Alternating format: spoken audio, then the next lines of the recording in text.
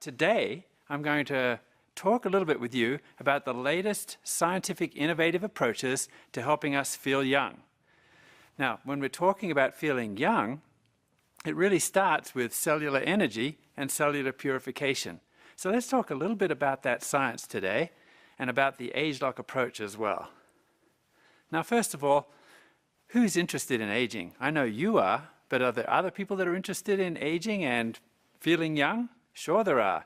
In fact, in Europe, by 2050, the population of people over 65 will double. Well, there are a lot of people that are on their way to 65, so you don't have to turn 65 before you're interested in feeling younger, right? So let's talk a little bit about the Nu Skin approach to anti-aging science.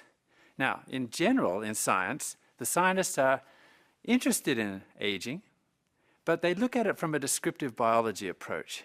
And really what that means is that they're studying all the things about aging, but not really with the view of trying to change things or help you feel better about it. So, for example, they're describing aging. They're really telling you things that you already know. I don't remember things as well as I did before. I don't have the energy that I had before. And even that my skin doesn't look as nice as it was before. At Nu Skin, our approach, the ageLOC approach, is simply targeting the sources of aging. That means we go right to the source, rather than looking at the outside, the signs and symptoms. So if you look at this target that I've got here, you see that the sources of aging are at the inside. To understand aging and how we can change it and help you feel younger, we need to go to the sources of aging, not just describe what's happening in the signs and symptoms level. So let's look at it from this point of view. You're an organism, and in order to feel youthful, then you need to actually have cells that are producing the right stuff. The cells need to be healthy, they need to be producing energy, they need to be able to cleanse themselves, otherwise they're not going to stay young. So the cells then are responsible for ultimately how you feel your youthful feelings. If you go even further towards or upstream to the sources of aging, it is all about gene expression. It's the genes that program the cells. So gene expression is actually directing the cell's behavior, whether or not they're behaving youthfully or in an aged fashion.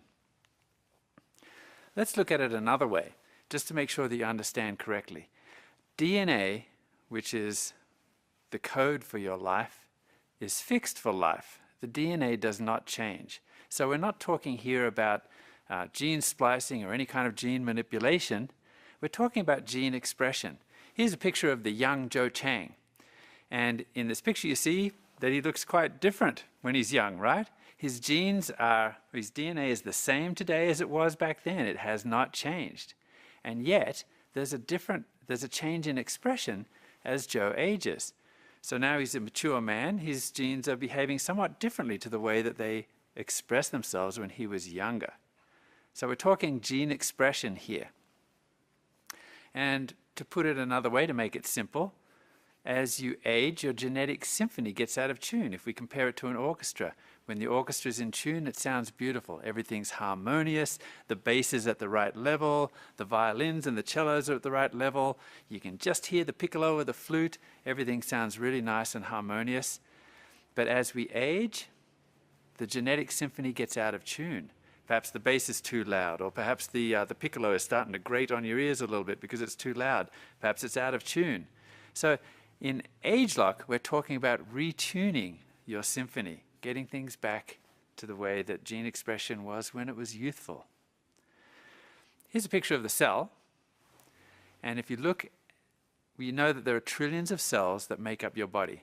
And as you go into the center of each cell, you see that little gray area there. That's the nucleus. And inside the nucleus, you see we have all of those chromosomes. The chromosomes, and we'll talk more about them later, are really simply the packing for the DNA. And as you unravel that DNA, you can see that there are long strands. And along those strands, it's divided into sections called genes. So here in this cartoon that I have, there are 4 genes depicted, different colors. Now, genes are simply recipe books. Each gene is a recipe for a gene product, usually a protein. And you can see that there are 2 genes here. One's producing a little bit of a short protein. The other one's producing a lot of a longer protein. Let's call it a structural protein like collagen. Let's look in more detail. Here's gene 1, and in youthful gene expression, it's just producing a little bit of this little protein here. That's normal gene expression for a youthful individual. Gene 2, however, the cookbook is wide open and it's producing a lot of this longer protein, this structural protein. That's the youthful gene expression pattern. If we look at what happens during aging, the gene has not changed. The DNA remains the same. The cookbook is still there, but now things start to change a little as you age. In aging gene expression, gene 1, instead of just producing a little bit of the protein end product, is producing a lot. Gene 2, which normally should be producing a lot, is now producing a lot less. So that's gene expression as opposed to actually the gene itself or the DNA. Now, if we were to express this sort of in a scale of green to red, then gene 1 is just in the green there, right? Not producing very much, but as it ages, it shifts over into the red zone. It's producing a lot. If you look at gene 2, it's over in the red zone in the youth. That's where it's supposed to be. But as you age, somehow, for some reason, the cookbook starts to close. Now we're expressing in the green zone. We're going to go back to that green-red type of depiction later. That's called a heat map. So that'll help you to understand the heat map when we read it. So how big is the DNA? How much information is there? This is important to know because I've just talked about 2 genes and how they might change as we age, but there are a lot more than 2 genes in the human body. The structure and the size of DNA is mind-boggling, especially when you consider that it's in every single cell of the human body. So here's some DNA here, and let's look at its secondary structure, which is this coil, like a twisted ladder, and then you get into this tertiary structure where it's wrapped around these proteins. And as you look even closer, as you zero in, there's another quaternary folding, or the 4th level of folding of that DNA, because there's so much of it that if you don't look after it in the cell and pack it in a systematic way, it's just going to end up being a bird's nest. I don't know if you've ever taken your kids fishing. I've stopped doing that a long time ago because the fishing line tends to wrap itself up and get knotted very easily. All right, and now you can see where we're headed. This is the chromosome. So all of that packing ends up in the chromosome. We're talking about 3 billion base pairs in the human genome. That means 3 billion bits of information. Now, how on earth are we going to sort that out in terms of aging? Well, for the last 20 years or so, and $20 billion worth of research has been done to sequence the human genome.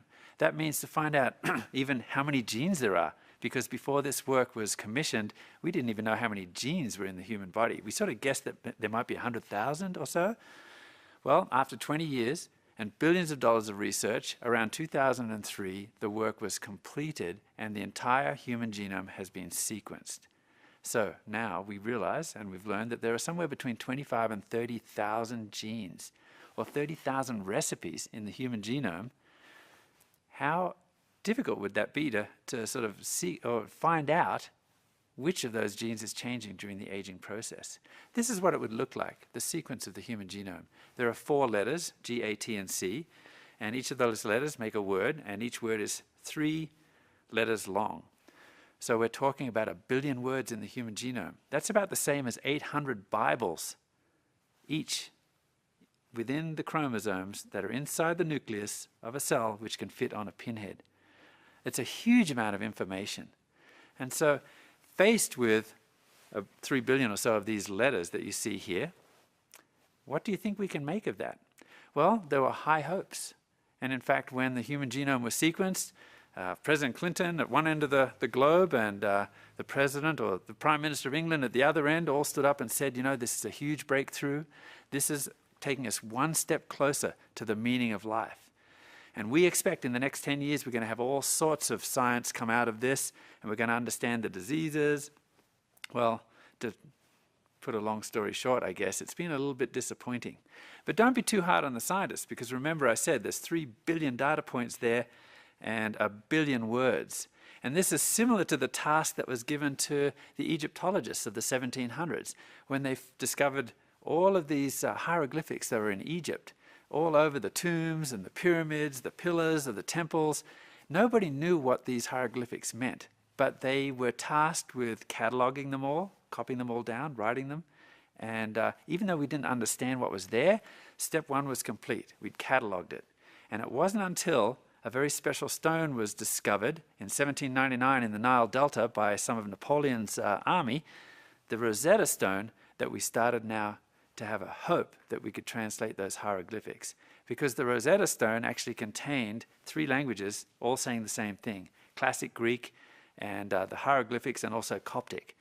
And with that, they dragged the stone off to a famous, brilliant linguist in France, Jean-François Champollion, who was able to, since he already read all of these languages and did from the time that he was about 16 years of age, he was able to then decipher it and now decode the hieroglyphics so that we could understand them. Well, what's exciting about the ageLOC approach is that, unlike ever before, we now have the Rosetta Stone to understanding aging at the genetic level. And we get this through our association with Professor Richard Weindrich, who's a gerontologist who's been studying aging for the last 30 years, and also Thomas Proler, who's a geneticist. And together, the two of them have been able to crack this code and measure aging at the genetic level. And it all begins with the humble little gene chip. Thomas Proler came to Richard Weindrich and said, with your knowledge of aging and the work that you've been doing to look at the sources of aging, and with this technology, the gene chip, which can measure the expression of all 25,000 or 30,000 genes in the human genome, we may be able to understand aging at the genetic level.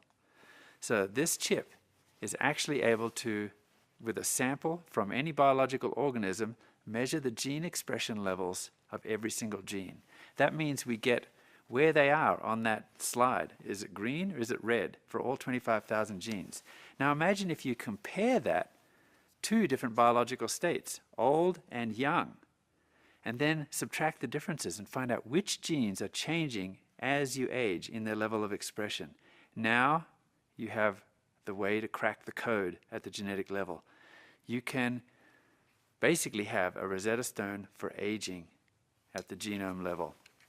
And that's the work that they've been doing for many years, and now, as you are probably well aware, we've acquired LifeGen.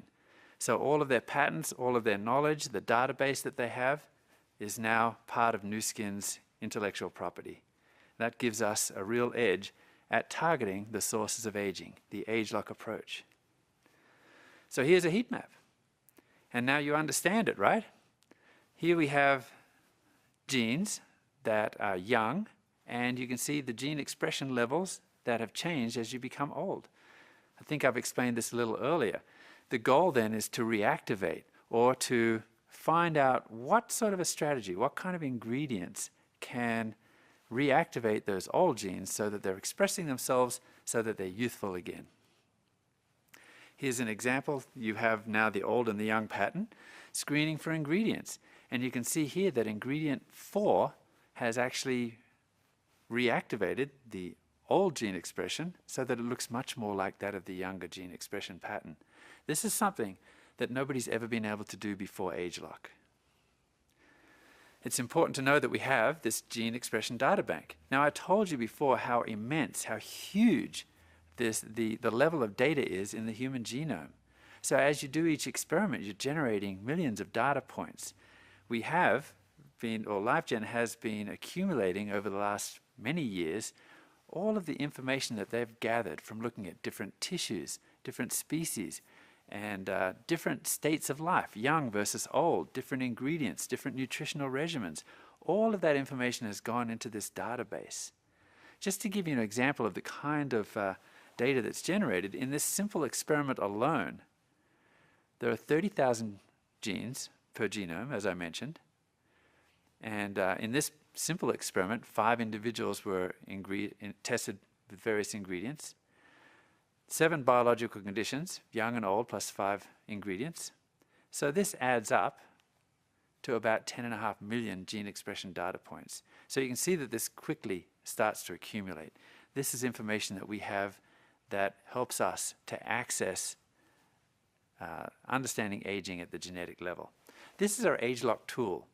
Now, I've spent a bit of time explaining this to you because I need you to understand that ageLOC is not just one approach or one product. It's a whole approach to looking at aging at the sources and not just the signs and the symptoms.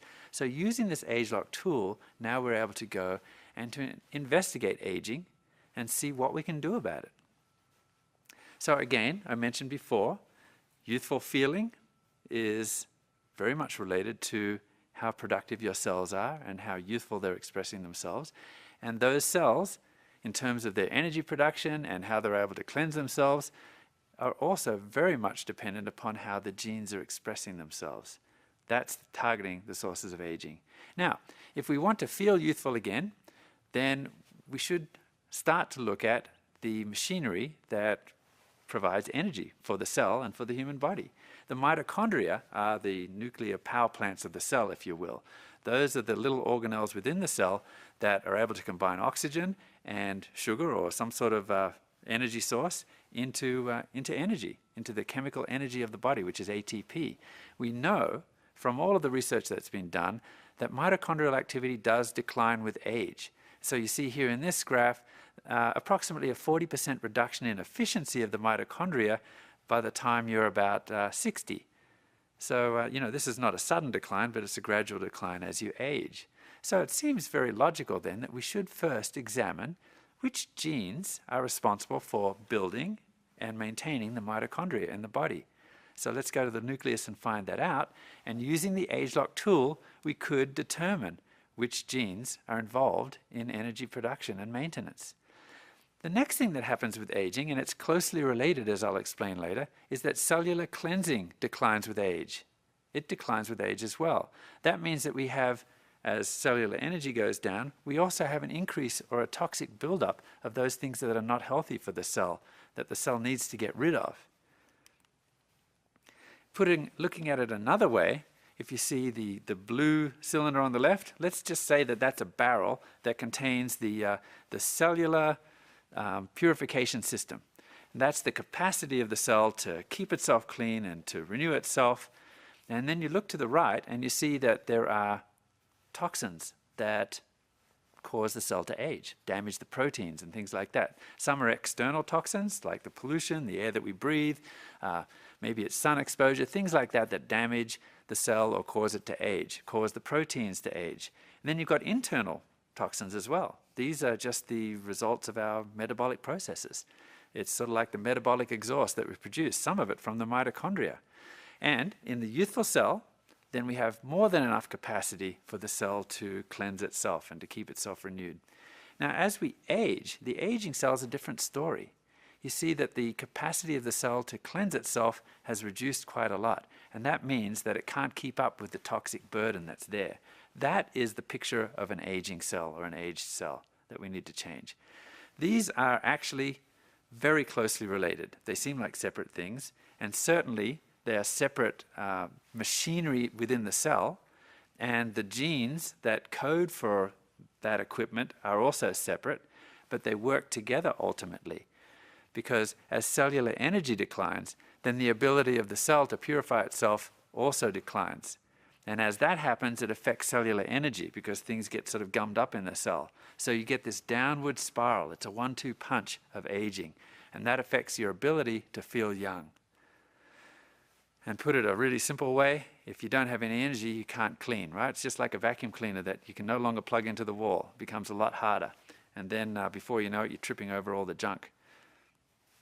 So we have targeted those genes that are involved in cellular energy, a youth gene cluster, we'll call it, and cellular purification, a separate youth gene cluster.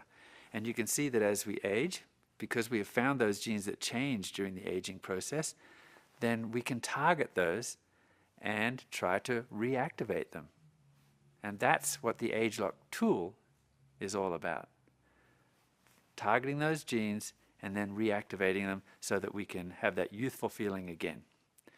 So in summary then, we've got an approach where we target the sources of aging. That's what ageLOC is. And our association with LifeGen Technologies, our database, all of that information that we have on being able to interpret the genome at the aging level, or in other words, measure aging at the genetic level, has enabled us to have a whole new innovative approach at targeting the sources of aging and doing something about it. In this case, we've targeted two systems inside the body, cellular energy and cellular purification, that I've shared with you are intricately connected. And the cellular energy helps us to feel recharged. The cellular purification helps us to feel refreshed. Now, these work together, as I mentioned, right? So cellular energy in a youthful cycle actually is a positive thing for cellular purification. And cellular purification is a positive sort of a feedback for energy production, helping with the recharged and the refreshed feeling of youth.